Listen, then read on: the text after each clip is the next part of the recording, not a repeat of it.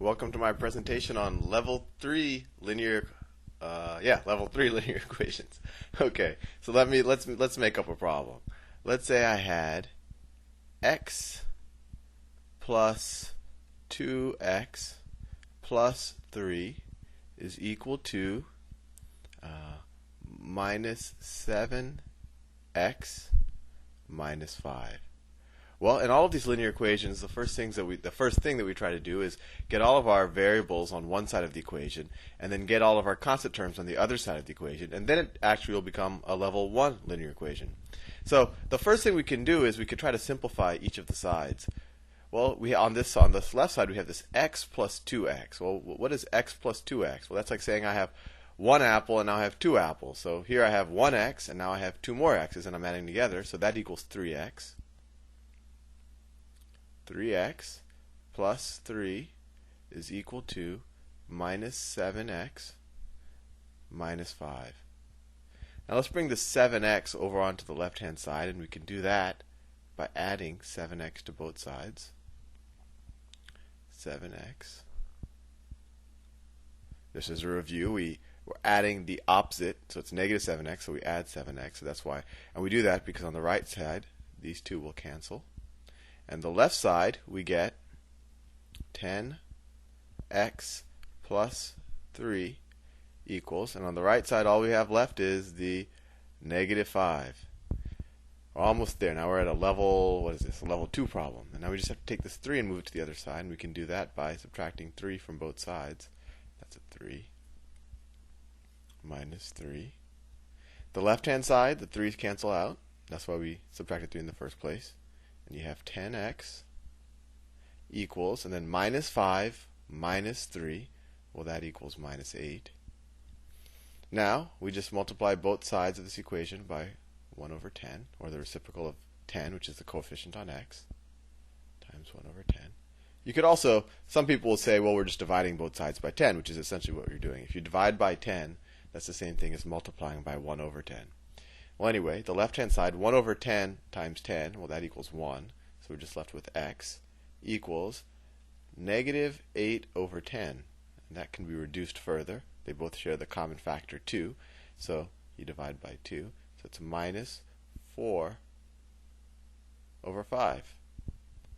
I think that's right, assuming that I didn't make any careless mistakes. Let's do another problem. Let's say I had 5, that's a 5, x minus 3 minus 7x equals x plus 8. And in general, if you want to work this out before I give you how I do it, now's a good time to actually pause the video, and you could try to work it out and then play it again and see what I have to say about it. But assuming you want to hear it, let me go and do it. So let's do the same thing. First of all, we can merge these two x's on the left-hand side. Remember, you can't add the 5 and the 3 because this 3 is just a constant term, while the 5 is 5 times x. But the 5 times x and the negative 7 times x you can merge. So 5, you just add the coefficient. So it's 5 and negative 7. So that becomes negative 2x minus 3 is equal to x plus 8. Now, if we want to take this x that's on the right-hand side and put it over the left-hand side, we just subtract x from both sides. The left-hand side becomes minus 3x minus 3 is equal to, these two x's cancel out, it's equal to 8. Now we can just add 3 to both sides to get rid of that constant term. 3 on the left-hand side, these two 3's will cancel out, and you get minus 3x is equal to 11. Now you just multiply both sides by negative 1/3. And once again, this is just the same thing as dividing both sides by negative 3. And you get x equals negative 11 over 3. And actually, let's just for fun, let's check this just to see. I mean, the cool thing about algebra is if you have enough time, you can always make sure you got the right answer. So we have 5x, so we have 5 times negative 11 over 3. So that's, I'm just going to take this and substitute it back into the original equation, and you might want to try that out too. So you have minus 55 over 3. That's just 5 times negative 11 over 3. That's a 3. Minus 3.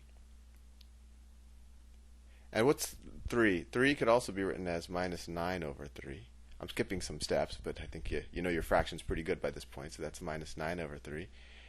And then minus 7x is the same thing as plus 77 over 3, because we have the minus 7 times minus 11, so it's plus 77. And the equation is saying that should equal minus 11 over 3, that's what x is, plus, and 8 is nothing more than 24 over 3. Let's add this up. Minus 55 minus 9, that's minus 64, if I'm right. Yeah, that's minus 64. And then plus 77, minus 64 plus 77 is 13. So the left-hand side becomes 13 over 3. And then the right-hand side, minus 11 plus 24, well, that's 13, and we still have over 3. So, looks like we got the right solution.